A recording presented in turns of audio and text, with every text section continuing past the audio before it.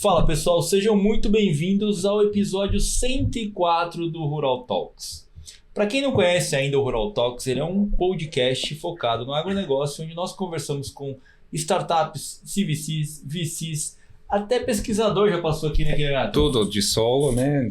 Foi muito bom, muito interessante o último episódio. E esse mostra que está tudo conectado, né? A gente tem que achar, sempre estar aprendendo, né? E conectando informação com o público, né? Que é o nosso objetivo. Então, tudo que é envolto ao agronegócio, focado no agronegócio, para trazer eficiência, maior produtividade, maior controle, maior transparência, todas essas tecnologias passam aqui nessa mesa. E, inclusive, recentemente passou uma de robô aqui que deixou aqui, mandou pra gente aqui, ó. Ah, legal. O Léo mandou pra gente o robôzinho da Solintech. Obrigado, muito viu, Léo? Vou deixar aqui na estante para que a gente possa lembrar de você. E aí, quando tiver novidade, você traz pra gente poder propagar aqui no ar aqui com o pessoal. Uma coisa interessante que eu aprendi esses dias sobre robô. Você sabe aquela que faz a aspiração em casa? Aquela robozinha, né, que fica no chão? O robô aspirador. Sabe qual o maior valor dele? Não é só vendendo aquele robô. Os dados que ele gera, ele mede toda a sua casa, vende esse dado para quem vende carpete, quem vende coisa. Ele ganha mais sobre os dados do que sobre o próprio robô. Que hoje, que nem eu sempre falo, né, os dados são mais valiosos do que o próprio hardware. Hardware é uma meia de você coletar dados. E às vezes esse modelo no agro também é interessante, porque as pessoas focam muito no valor agronômico, mas fora isso tem um grande mundo que tem muito mais valor. Verdade.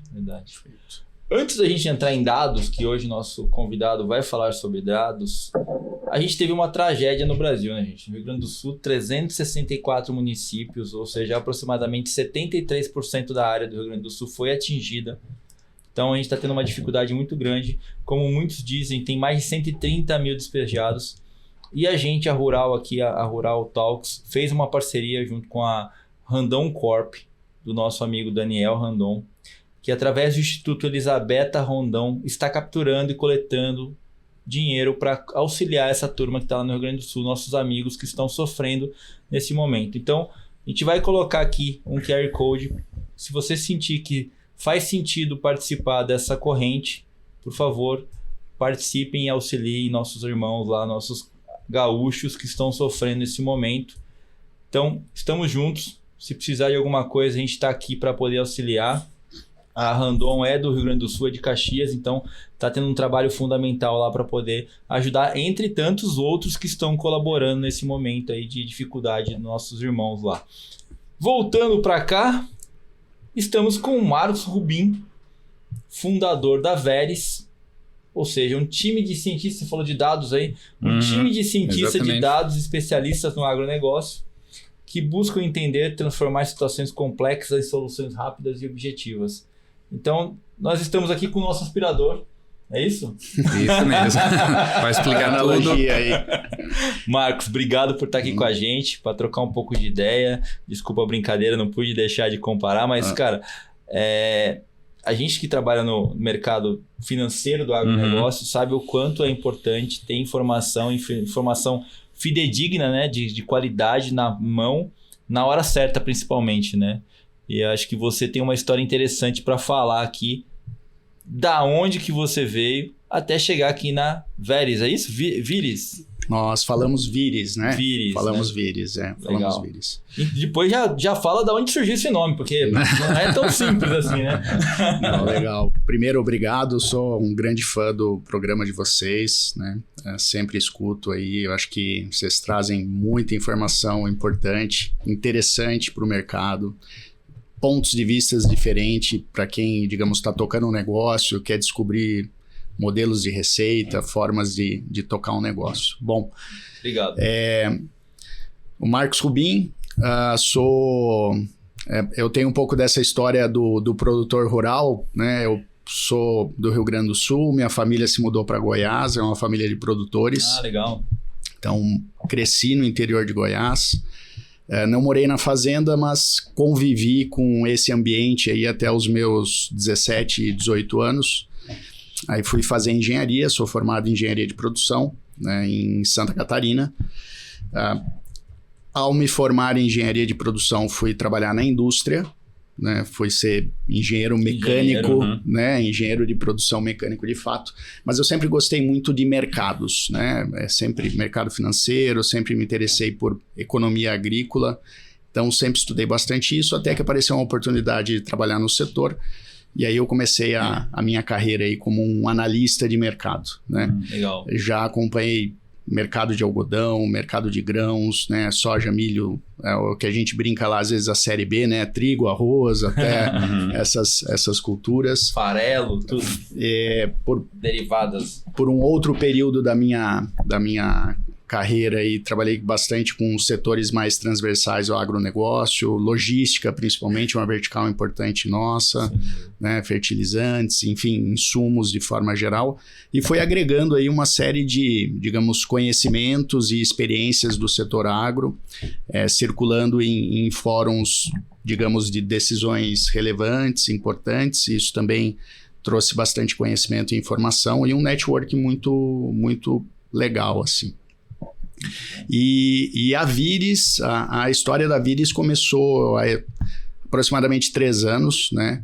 Quando nós identificamos aí nesse mundo de inteligência de mercado para o agronegócio um gap, né? Uma oportunidade de você adotar mais tecnologia para entender as dinâmicas de mercado, né? Eu acho que essa foi a principal inspiração, né? A gente viu aí acho que a quantidade de dados, de informações é cada vez maior, né? Cada vez mais disponível e você precisa aprender a fazer desde o básico até o mais complicado com essa informação. O mais básico, às vezes, é simplesmente você processar volumes de dados gigantescos, né? Isso nem sempre é tão simples. Até o mais complicado, que é você conseguir montar modelos preditivos com diferentes bases de dados, né? Você nunca pega uma base de dados pronta e aquilo ali gera algo que te ajude de bate-pronto, né? Na verdade, você tem que conciliar uma série de informações, de data points, como a gente fala, para se aproximar de um modelo que reflita uma realidade de mercado, né? Então, a Viris foi inspirada nisso, né? O nome veio de depois que nós assistimos junto com os meus outros sócios aí, o Fábio Douglas na época, Vinícius, quando a gente assistiu uma série do Netflix chamada Era dos Dados, e o primeiro episódio falava do Viri, que é o sabiá norte-americano, e da capacidade de um estudo em que alegava que o Viri tinha uma capacidade de prever, de predizer o timing da temporada de furacões lá nos Estados Unidos, né? Então, o momento de migração dele era um indicativo de, vai começar a temporada de furacões. E a gente se inspirou um pouco nesse nome aí, nesse fato aí para escolher o nome da empresa, né? Interessante. Tipo a marmota, né? Quando tem a festa da marmota, já viu lá que você toca, ele acabou o inverno, não sei o quê. A gente tem várias anedotas aí, né, nesse sentido, né? Legal. Mas, cara, legal, assim, pela sua... A gente já se conheceu de outros carnavais, né? Pela sua experiência, tudo. O modelo tradicional hoje de análise, o que a Viris trouxe de diferente para poder agregar ao cliente final, né? De uma forma bem simples para a gente poder explicar. Eu sempre peço isso para toda startup aqui, porque a gente tem pessoas de vários tipos de gabarito nos ouvindo. Então, de uma forma bem simples, o que a Viris faz para o mercado, facilitando esse acesso ou trazendo essa expertise que vocês possuem de anos de mercado, né? Qual que é a forma que vocês atuam para trazer esse produto para o mercado hoje? Bom, eu acho que, para usar alguns exemplos aqui, né? Eu acho que a gente pode separar um pouco em produto e serviço, né? Então, assim, do ponto de vista de produto, eu acho que o exemplo mais clássico que nós temos lá na Viris hoje a gente utiliza informações de satélite para falar em detalhes da safra agrícola no Brasil, tá? Então, a gente entra num nível de detalhe muito grande, regionalizado, é uma informação rápida, né, que traz o que a gente sempre fala, assim, ó, traz um direcional para o cliente muito rápido. Né? Você fala assim, ó, a safra é melhor ou é pior? A gente consegue responder isso rápido. Todas as culturas ou você foca hoje soja, milho e cana-de-açúcar. Né? Mas, obviamente, a gente tem aí projetos para expandir isso para outras culturas. Tá? Então, esse eu acho que é um exemplo clássico de como você usar a tecnologia para construir datasets, data points que a gente fala, que podem ser cruzados com informações coletadas no campo, com informações climáticas, e no final, como é que você amarra todos esses data points para dar uma decisão direcional para o teu cliente? Porque assim, ao mesmo tempo que o cliente quer dados, quer acessar dados, ele não quer ser afogado em informação. Né? Então, a gente tem muito essa preocupação lá de construir muitos dados, de ter uma informação proprietária, que é um esforço muito grande que a empresa faz para se diferenciar, mas no final você juntar tudo isso, conseguir sintetizar e entregar uma informação que ajude o cliente a tomar uma decisão, no mínimo direcional, né? Preferencialmente assertiva, né? Direcional e assertiva no limite. Então, esse é um exemplo, né? E obviamente, sempre você precisa entregar isso para o cliente da forma mais fácil possível, né? Então, a gente esse conceito de BI as a Service ou um BI Self-Service, né? Legal. Que o cliente conecta uma API, que o cliente acessa um banco de dados de fácil utilização, que ele recebe um relatório bem feito, bem sintetizado. Tudo isso faz parte, digamos, do serviço como um todo, né? Você tem um produto diferenciado, mas você precisa também fazer uma entrega bem feita para o cliente, para que ele, digamos, preste atenção dentro desse mundo de muita informação que ele tem, ele preste atenção no que realmente importa, né? E hoje esse é um problema para os clientes, né? É muita informação, não necessariamente informação boa, é muito ruído, né? E claramente as pessoas ficam perdidas, a gente fica perdido, né? É muito tempo de tela, é muita informação, é muita opinião divergente, então você precisa de dados para te ajudar a discernir um pouco melhor digamos, o caminho correto aí das decisões. E o perfil do seu cliente, imagina que você tem vários tipos de clientes, né? E com cada um com um nível de sofisticação, então esse também é um desafio, né? De criar uma coisa que ajuda que não seja muito simples para o outro, então como é que é hoje o perfil da maioria dos seus usuários? De fato, esse é um desafio, né, Kyrian? Você tem empresas, nós atendemos empresas, né? Normalmente, a gente não chega até o produtor rural. Então, você tem empresas que têm equipes super enxutas, de uma pessoa que processa uma quantidade enorme de informações e normalmente não consegue se aprofundar nas suas análises, que é tudo mastigado, né? Que é o relatório pronto. Tem equipes super elaboradas aí, com equipes de cientistas de dados, 5, 10, 15 pessoas que querem o dado bruto para fazer as análises internas, né? Então, você precisa navegar entre esses mundos, né? E com interesses distintos também, né? Então, eu dei aqui o exemplo da safra, que é um produto que nós temos lá. Então, assim, a safra sobre a ótica de uma trading, ela tem um tipo de derivada, né? A trading quer saber o tamanho da safra, está preocupada com o preço, está preocupada se o produtor vai entregar, né? Se vai ter armazenagem. A empresa de logística já está olhando o fluxo, está olhando o porto, né? Um fornecedor de insumos está preocupado se o tamanho da safra vai impactar a receita do produtor e se ele vai conseguir reaver o crédito que ele colocou no mercado, né? Então, cada um tem o seu ângulo também, né? De análise sobre os dados. E isso traz um layer a mais de... Não é de complexidade, mas enfim, um layer a mais que precisa ser tratado aí nesse atendimento com os clientes, né? Legal. Só voltando à pergunta do Kyrian, hoje vocês estão olhando mais para B2B ou B2C? Por exemplo, o produtor é um cliente da Veris, hoje ele pode acessar, ou hoje o foco é mais corporações, grandes corporações? Como que está dividido hoje? Hoje a Vires ela é focada em corporações, B2B. né? Em empresas, a gente faz um atendimento B2B, né? Tradings, a gente tem uma atuação forte em tradings, empresas de logística, alguns hedge funds de fora, né? Grandes, bem grandes. Empresas de insumos no geral, fertilizantes, sementes, defensivos, bancos, tá? Então esse é o nosso universo, tá? Provavelmente deixei alguém de fora aqui, mas de forma geral é isso, né? E eventualmente esses clientes nos ligam e falam assim, o cenário de vocês, se apresentar, eu vou convidar um monte de produtor aqui, quero fazer um evento de relacionamentos. Vocês vão lá, apresentam o cenário. Normalmente a gente vai, né? Que é a tal da palestra, né? A gente vai, apresenta, né? Mas a empresa não é voltada para isso, né? É mais digamos, um pedaço do relacionamento aí que a gente tem com os clientes, enfim, para... Amplia a marca, né?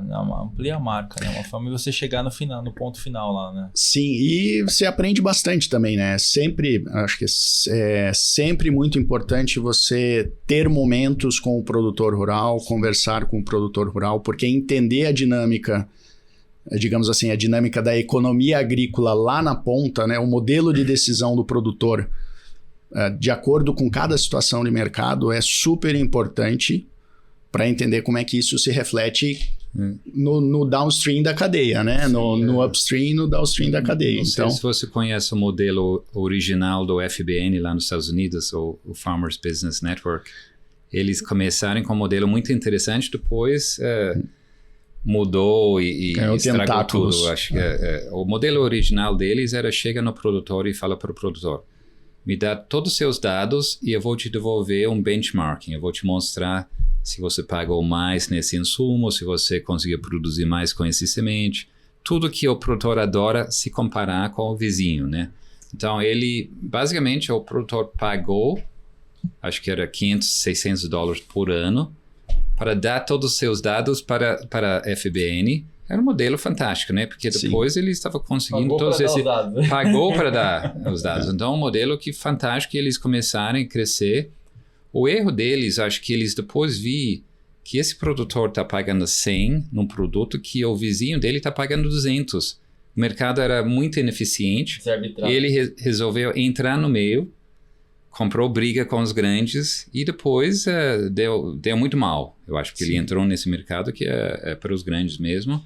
Mas se desviou desse modelo original que era fantástico, de benchmarking, de pegar dados do produtor e de uma forma fácil e ganhando em cima disso. E o problema é que ele parou no meio e começou a entrar em outras coisas. Se ele tiver pego todo o mercado, todos os produtores, ele teria uma coisa depois... Esse chama venture capital, porque os investidores pressionarem, né?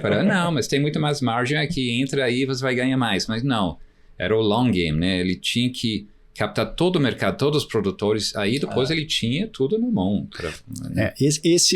Na verdade, esse conflito, entre aspas, aí, ele é muito presente no mercado, né? Então, assim, existem, eu acho que as iniciativas que procuram trabalhar os dados per si, né? O dado como um produto, como um serviço. E o que mais tem no mercado, na verdade, é o dado como uma moeda de troca de uma operação transacional. Né? Então, eu trabalho com inteligência de mercado. Tem muita informação de graça no mercado, com, digamos assim, um nível de... O americano falou accountability, né, da informação muito baixo, né? A preocupação com a qualidade da informação muito baixa. Porque no final, a intenção principal daquela troca de informações é uma operação transacional por trás, é uma corretagem, é a venda de um outro produto, né? Então, acho que foi um pouco nessa linha que o FBN lá, ele andou enfim. E vi que tinha, se a gente entra no meio, vendendo a 150 para todo mundo, em vez de um pagando 100, eles queriam até ajudar o produtor, mas comprou briga e não tinha tamanho para comprar essa briga. E no final, acho que esse modelo, onde eles acessavam todo o preço que o produtor está pagando. É muito interessante, né? Nos insumos, o que ele está comprando, como é que ele está vendendo, para quem, quanto. Sim. Tudo isso era muita informação valioso. Só que ele parou, acho que ele tinha 5 mil produtores, quando ele parou e começou a ver muito mais lucro nessa outra parte, mas não conseguiu. No final, aí ele fica no meio de 2 mercados.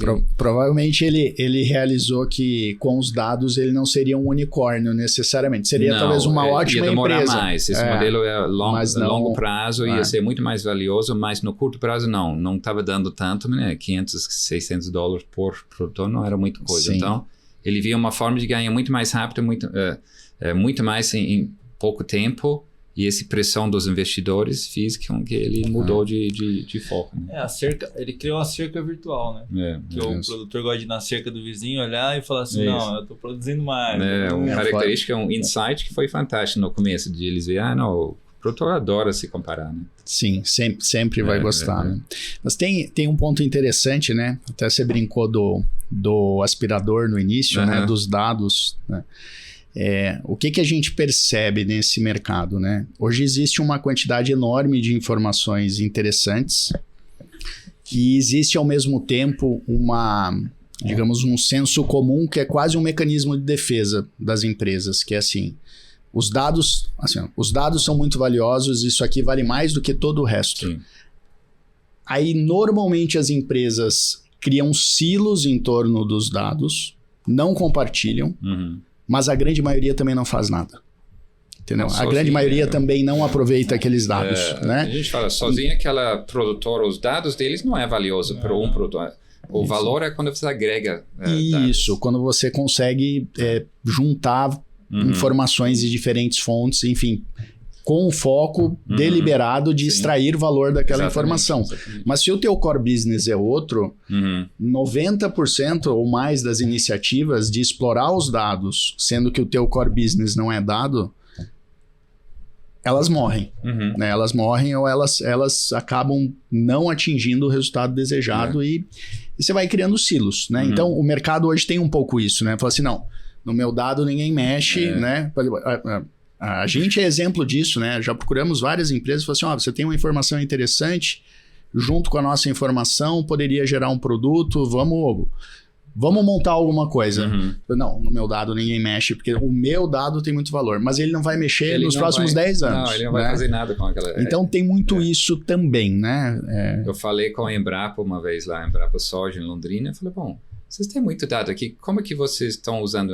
Não, esses não são nossos. Eles são assim, tipo, que nem você está falando, não, a gente não vai, esse é nossa tesouro, né, coisa assim que demorou muitos anos. Fala, mas se você não está fazendo nada com ele, que adianta ter todos esses dados? Vão acabar morrendo e não ter valor nenhum. Então você tem que usar. No final do dia, as grandes construções são feitas colaborativas, né? Então, tipo assim, a gente tem que entender isso, tem que ver que cada um tem um foco específico. Que vai juntando, vai criar um mecanismo que vai gerar valor para todo mundo, né? Senão, eu fico preocupado, porque eu estava falando com o Marcos de cedo, tipo, cara, se o dado vem ruim, o resultado vai ser ruim. Então, como a gente vai validar essas informações e como que a gente vai trazer informações que são fidedignas para essa tomada de decisão? E se a gente for olhar para um aspecto de 5, 10 anos atrás, a informação que nós consumíamos era uma informação muito defasada. Hoje, dado todo esse processo tecnológico, até as implementações de hardwares que coletam essas informações no campo com mais acurácia, a gente tem a possibilidade de ter informações muito mais plausíveis e reais do que nós tínhamos há 5 anos atrás. Por exemplo, quando você trabalhava em análise de mercado, há 5 anos atrás você esperava alguma informação ou tinha que fazer viagens a campo para fazer pesquisa, então era um negócio muito mais complicado. Hoje eu acho que se a gente tiver ferramentas e colaboração ao ponto de entregar isso de uma forma que entregue para todos, a gente vai ter a possibilidade de fazer com que esses gaps de preço, gaps de informação diminuam, e isso só vai melhorar para todo mundo, porque vai melhorar na linha de crédito lá na ponta, vai melhorar na acessibilidade de informação, vai melhorar na acessibilidade de tradings lá de fora que querem entrar, ou de outras tradings que não entram no Brasil hoje por dificuldade de acesso às informações, eu acho que só existe um ganha-ganha. Mas é aquilo que você falou, os silos ninguém quer abrir, né? Os silos ninguém quer abrir. Acho que você está certíssimo em tudo que você colocou. E eu adicionaria um ponto que é foco, né? Então, vamos usar um exemplo aqui. Telemetria de máquinas, né? Hoje, quantidade absurda de dados, de telemetria de maquinário de diversas empresas. E o foco de 98% das pessoas que olham esses dados é a eficiência operacional lá no campo, lá na lavoura.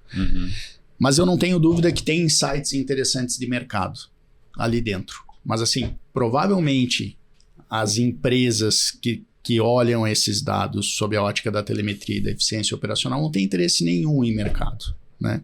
Então você precisa estar aberto a quebrar os silos e a testar produtos, serviços, novidades, enfim, ter parceiros para explorar essas informações, né? O último episódio nós estávamos para furar bolhas entre pesquisadores e o mercado. Hoje nós temos que quebrar silos, ou seja... Silos de dados, né? E gerar incentivos, né? Eu acho que às vezes, falta um modelo de negócio para incentivar, né, o uso desses dados, dando algum valor, né, normalmente financeiro, para pagar dados que... Um grande exemplo é o Quilimo, né, que é um startup nossa investido da Argentina, que gera dados de economia de uso de água, né? Era a eficiência para o produtor. No primeiro momento, ele tentou vender essa plataforma para gerenciar economias para o produtor.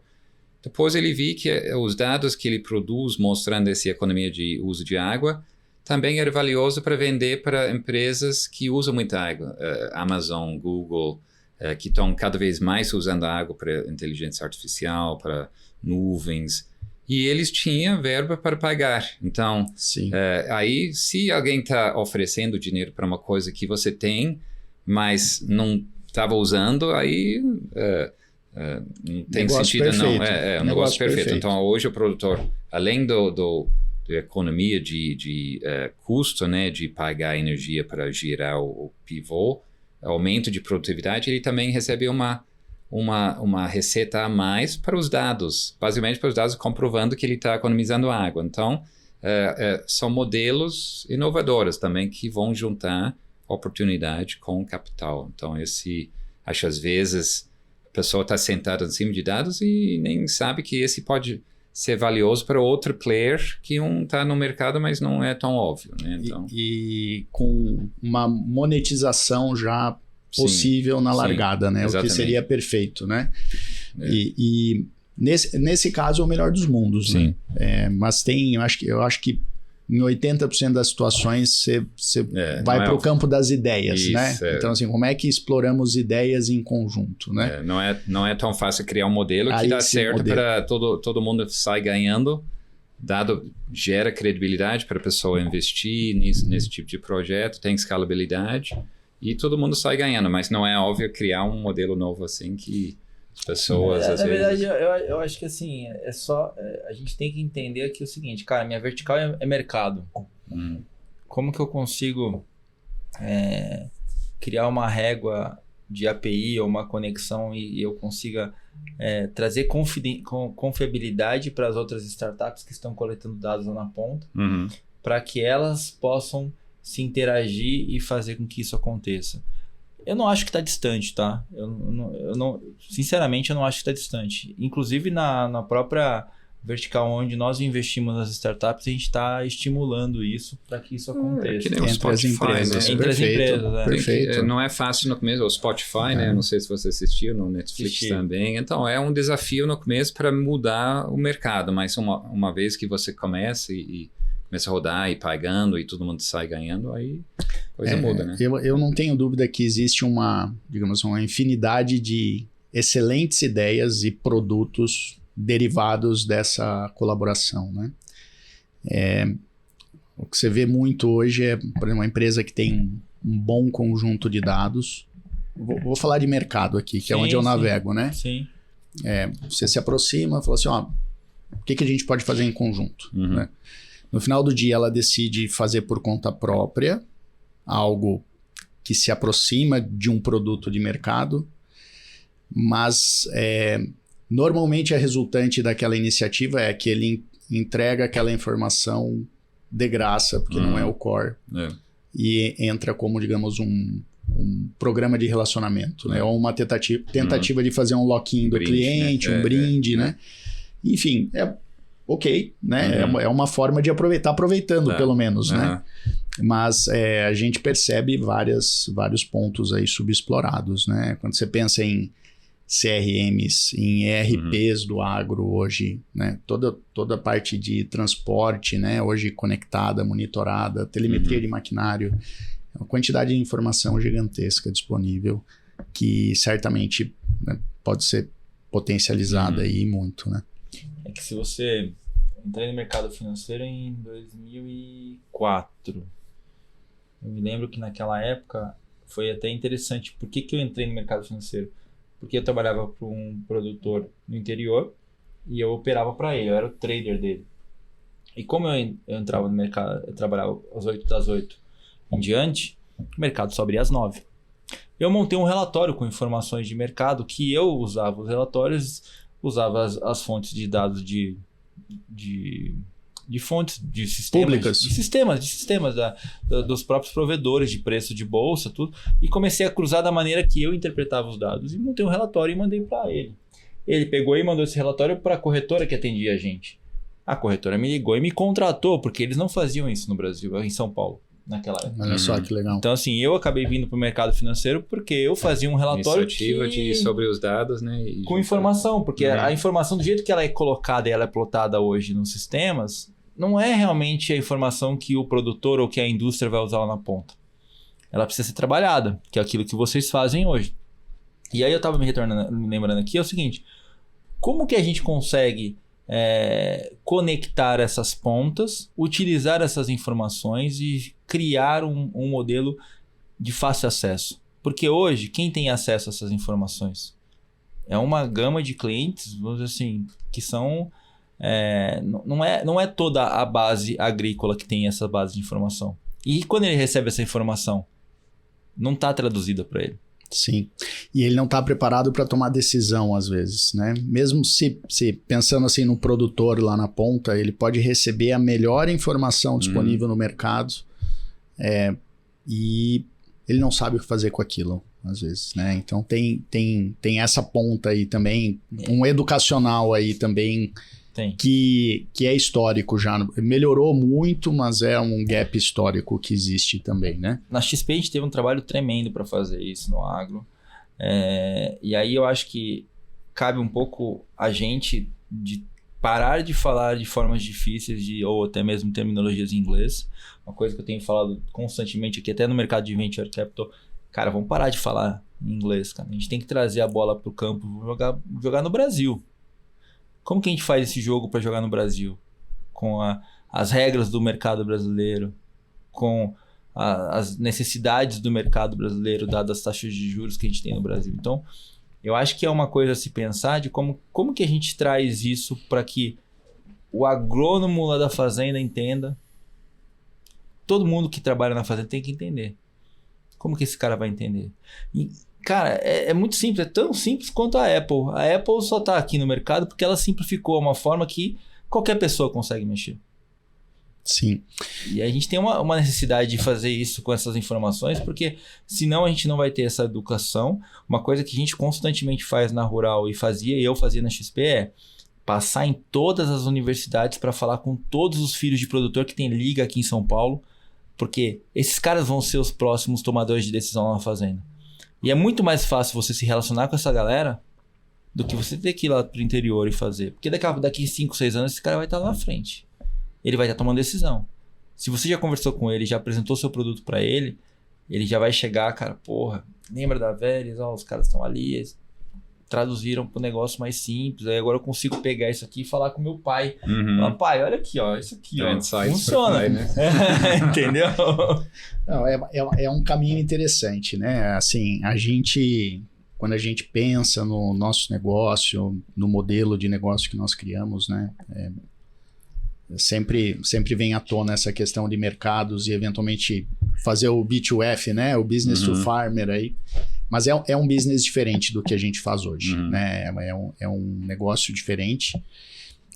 Tem um paradoxo aí que é, ao mesmo tempo que a gente fala de informar melhor o produtor, nunca houve tantas fontes de informação disponíveis para qualquer pessoa, principalmente o produtor rural, né? Eu acho que com esse boom do agro nos últimos anos, a quantidade de fontes de informação que o produtor acessa é gigantesca. Mas falam a língua dele?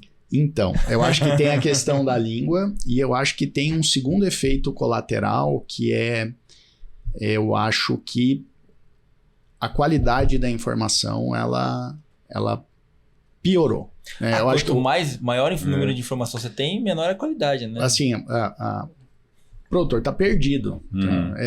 Virou assim, ó, em quem acreditar. Né? Virou um mercado de narrativas e não um mercado de, digamos, dados, análise e, digamos, um posicionamento. Né? Então, eu acho que a vida do produtor em entender o mercado, eu acho que ficou mais difícil. 2024 é um exemplo muito claro disso, né? Eu acho que o produtor foi bombardeado lá na ponta por informações de quebra de safra boa, né? Preço vai subir, né? A gente escutava muito assim, o preço da soja é que nem uma bola de futebol dentro da piscina, né? A hora que você soltar, o preço vai explodir. Na nossa visão, ele estava sendo, de forma geral, mal informado, né? Por quê? Porque não se tinha uma disponibilidade de informação de uma visão clara da safra, né? Tinha muito ruído, muita informação localizada, muito tweet, né, de questões pontuais, regionalizadas, e isso atrapalhou bastante, né? Na minha opinião, acho que esse ano foi bem clássico aí essa questão da informação que chega ao produtor chegar de forma muito distorcida, né? Fiquei quase 17 anos no mercado. Assim, cara, o mercado é cíclico. Temos que olhar para as ondas passadas. E assim, o mercado não é coração, o mercado é cabeça, é frio. Então assim, se tiver que acontecer, não é porque você está falando, eu vi o fulano falando que vai deixar de acontecer. Então a gente tem que ser frio e calculista. Cara, no final do dia a gente tem que ser igual ao médico. Cara, tem que cortar aqui, tem que cortar aqui. Então, o mercado financeiro, quem trabalha muito tempo no mercado financeiro, ele aprende uma coisa. Você tem que ser frio e calculista. Tem que tomar decisão na hora.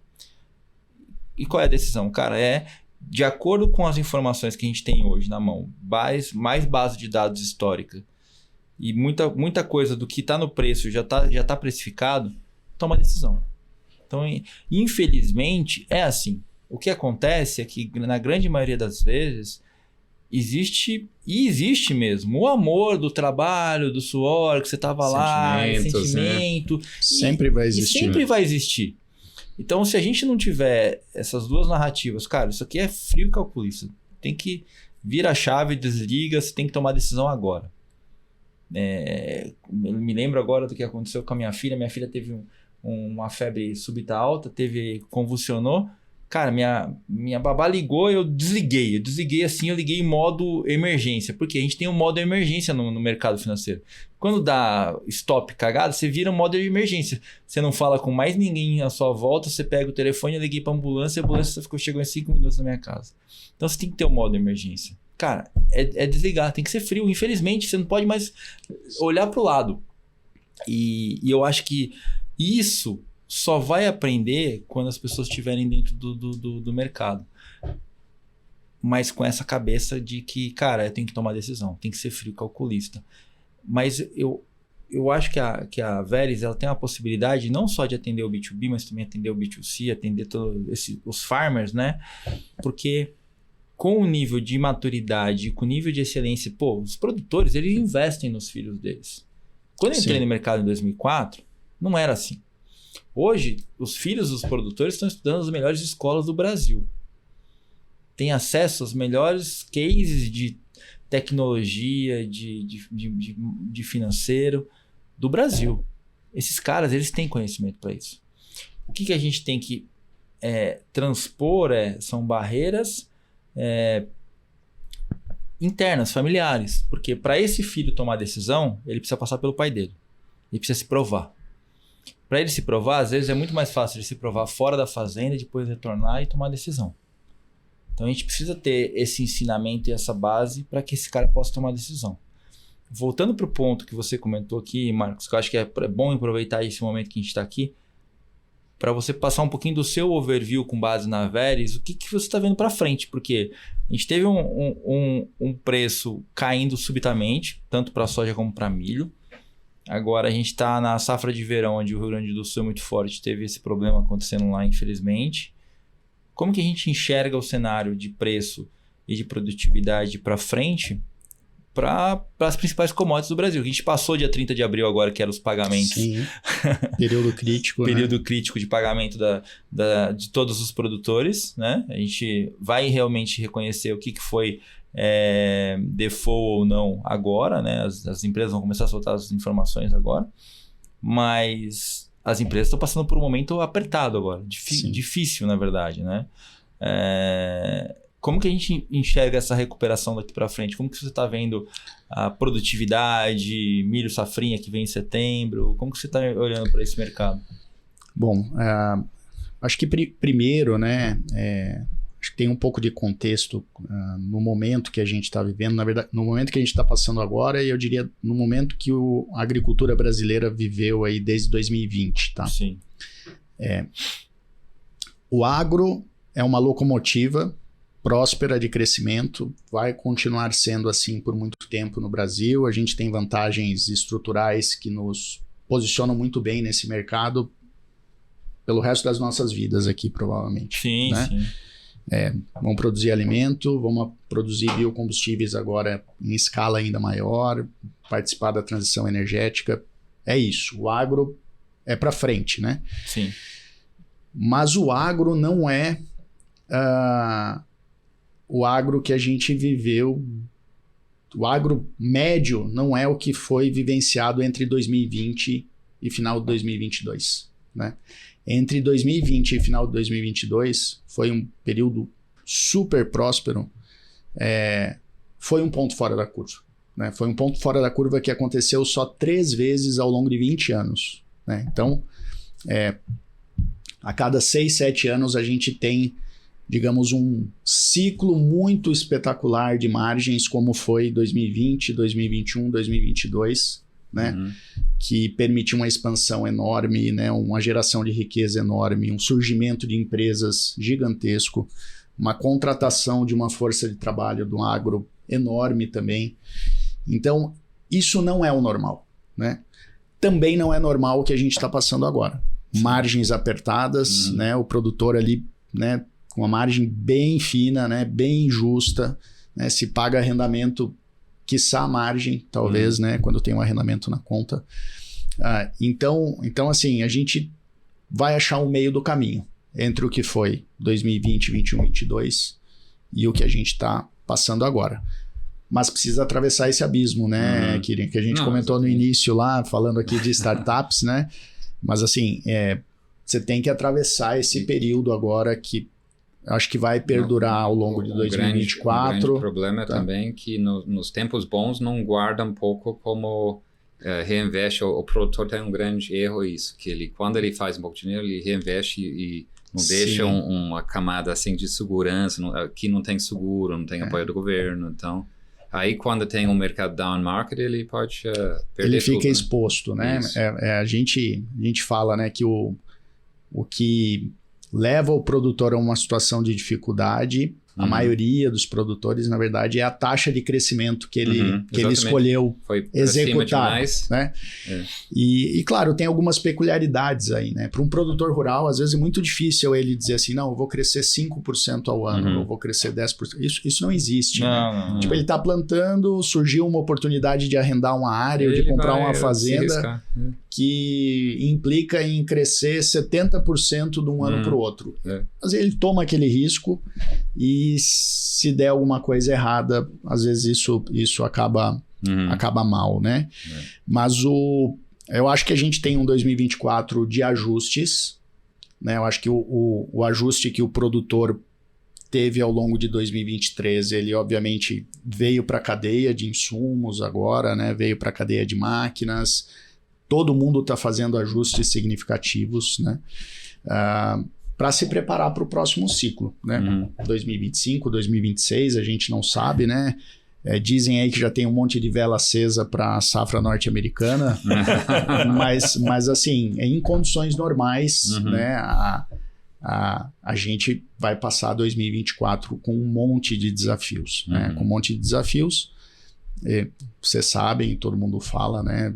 Situações extremas, recuperação judicial, a terra vai trocar de mão, né? Como todo mundo fala. Então, a gente, enfim, tem que reorganizar as operações aí, fazer os ajustes necessários, né? A safrinha de milho vai bem, né? Eu acho que a gente, nessa safra, a gente já contratou catástrofe na largada, né? Então, assim, na largada da safra, era um ano de El Niño, nós vamos ter um problema gigantesco numa Pitobá, né? O Rio Grande do Sul vai colher bem.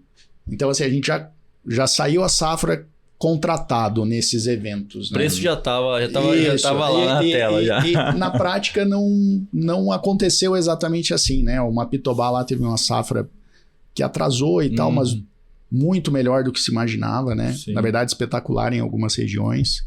E o Mato Grosso que teve uma safra subótima aí na soja. Subótima, tem uma safra ruim na soja, né? Mas no milho, acho que tem problemas no MS no Paraná, mas tem uma safra melhor do que se podia antecipar aí no restante do país, pelo menos até agora, né? Então, isso é bom para o produtor, né? Porque o preço ele não controla, pelo menos em algumas regiões vai colher bem e isso ajuda a atravessar o ano difícil, né? Atravessar esse ano complicado. O volume vai ajudar a compensar um pouquinho do preço cair, né? Isso. E o preço, aparentemente, estamos testando vales aí, né? Acho que muito para baixo é difícil de imaginar, mas muito para baixo, torcendo para subir, né? Porque quando sobe é bom para todo mundo. Muito para baixo pega no custo já, né? Isso. A gente já tá batendo no custo, né? A gente já tá batendo no custo. Se pegar mais para baixo vai prejudicar. Mas dito isso, Marcos, como que você identifica que a gente pode, vamos dizer assim, ajudar, né, junto com a Veles, não só as corporações, mas também assim, pensar. Eu vi que você comentou, tipo, a gente vai ter muita troca de mão de fazenda. E geralmente isso quando acontece, ou é por uma alavancagem um pouco maior, ou é por, vamos dizer assim, não é desmérito desse cara que está perdendo a fazenda, mas é mérito da eficiência do outro que adotou novas tecnologias, que trouxe uma gestão financeira mais adequada para a fazenda. O que geralmente acontece é isso. Não é desmérito desse cara, mas é mérito do outro que tomou decisões mais acertadas e trouxe tecnologia e gestão financeira para dentro da fazenda. Como que você enxerga esse movimento do mercado? Porque a gente toca em 2 pontos aqui. Gestão financeira e a adoção de tecnologia, ou seja, o cara está tendo mais conhecimento ou está usando as informações que estão adequadas ao mercado para gerir melhor a fazenda, né? Como que você enxerga essa possibilidade ao longo do tempo dentro do mercado brasileiro? Eu sempre conto uma história interessante, né, relacionado à produtividade e à tecnologia, que é a seguinte, né? Assim, já rodei bastante interior, lavoura, fazenda. E, vamos lá, 10, 15 anos atrás, você chegava num produtor, você, quanto você está colhendo de soja? Eu falava, eu estou colhendo 55, 60 sacos. Tá? E aí você, na conversa ali, no bate-papo, tá, a referência que você tem aqui da região, né? O produtor que colhe super bem aqui, o cara que você gostaria de estar copiando. Que você almeja. Está colhendo quanto? Está colhendo 5 sacos a mais do que eu. Né? Então, esse era o universo quando você rodava o interior 10, 15 anos atrás. Legal. Né? 5 sacos de diferença era o 10%. Médio. Tá. Hoje você roda o interior, você chega numa propriedade, tá colhendo quanto? Não, tô colhendo 65 sacos. Eu falei, poxa, ótimo, né? Muito bom. Né? Mais ou menos a média Brasil, um pouco acima da média Brasil. Assim. E o cara referência da região aqui, tá colhendo quanto? Tá colhendo 80, tá colhendo 90, tá colhendo 95. Colheu o talhão de 100. Cara. Entendeu? Então, assim, o que diferencia essas pessoas? Tá? É a aplicação do conhecimento. Né? A aplicação de tecnologia, a aplicação do conhecimento. né? Então, no final é isso. Investimento, né? Em pessoas investimento, certas. Então, assim, antigamente adubava, tinha algumas variedades, calendário meio padrão, né? Vamos trabalhar. E hoje você vê uma dispersão de resultados muito grande. Sim. Muito grande, né? E aí você tem o cara que está colhendo muito bem em fazendas de escala enorme, né? Você tem o cara que colhe muito, muito bem em fazendas pequenas, sim, né? Porque a gente tende a associar assim, o grande produtor com a tecnologia e o pequeno produtor. Isso não tem nada a ver. Não tem nada a ver. Tem muito pequeno produtor assim, no estado da arte da tecnologia, né?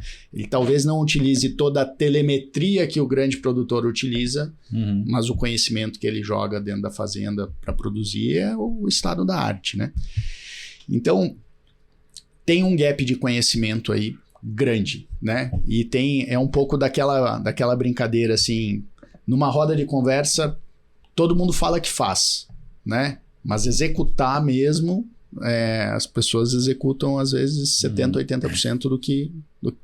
Ele sabe o que tem que fazer, mas ele não consegue executar. Né? Então tem um gap muito grande. E aí eu acho que entra tecnologia, entra assessoria, né? A assessoria é um serviço cada vez mais presente nessas propriedades que colhem muito bem, né? Sim. Assessoria de profissionais técnicos de campo altamente qualificados, né? Com a tecnologia embarcada. Né? Eu vou dar o exemplo lá da minha família, lá, de pequenos produtores, né? Tem um assessor técnico agronômico, tem uma consultoria de pulverização agrícola, foco só em pulverizador, né? Fazer a aplicação perfeita e obtém bons resultados, né? Então, e deve ter outros exemplos muito mais rebuscados do que esse aí, né? Eu acho que é isso, cara. No final do dia, da mesma forma que a informação está acessível a todos, a contratação desse serviço também está acessível a todos, né? Basta você querer buscar. Então, muito do que a gente bate internamente cara, tecnologia está acessível a todos. Basta a pessoa dar o passo para acessar essa tecnologia. Então, acho que existe o timing, né, de cada um acessar essa tecnologia, mas o problema que eu costumo dizer para os produtores quanto mais você errar o timing, pode ser que você seja o cara que vai estar passando a fazenda para o cara que adotou tecnologia antes de você. Porque esse cara está adotando tecnologia, ele está produzindo muito mais do que você, que é o que você acabou de falar aqui. No final do dia, a gente tem que ser transparente com as pessoas que estão nos escutando, porque, cara, o que vai trazer perpetuidade para o negócio deles é eles estarem na vanguarda do negócio. Porque quanto mais você mexe no mercado de margens mais apertadas, insumos cada vez mais caros, então a gente tem que estar ciente de tudo isso.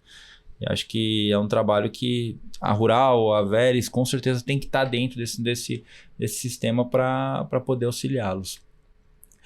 Marcos, outro ponto. Vocês fizeram captação, como que vocês vieram até aqui, nesse mercado? Bom, nós escolhemos fazer o bootstrapping, né? Foi dessa forma Carregar nas costas. Isso, foi dessa forma que nós começamos, né? E felizmente a gente conseguiu se organizar.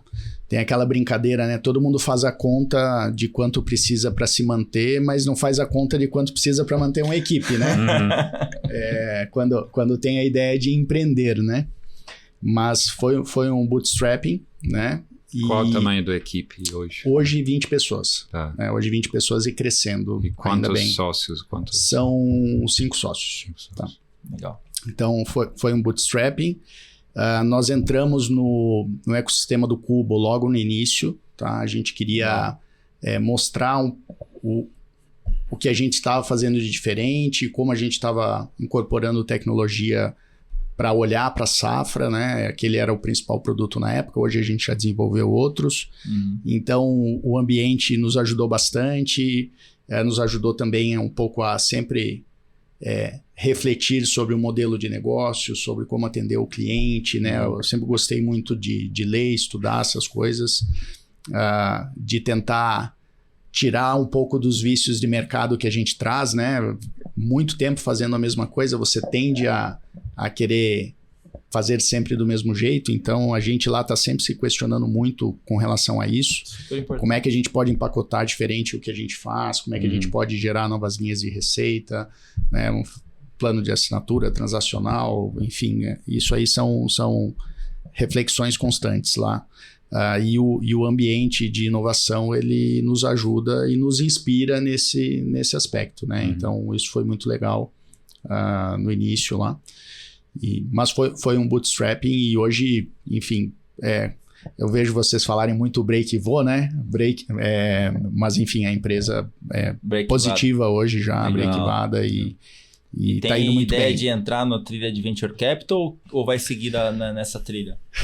Nós nunca exploramos essa possibilidade, tá? A gente sempre imaginou isso como uma possibilidade atrelado a um projeto muito claro, tá?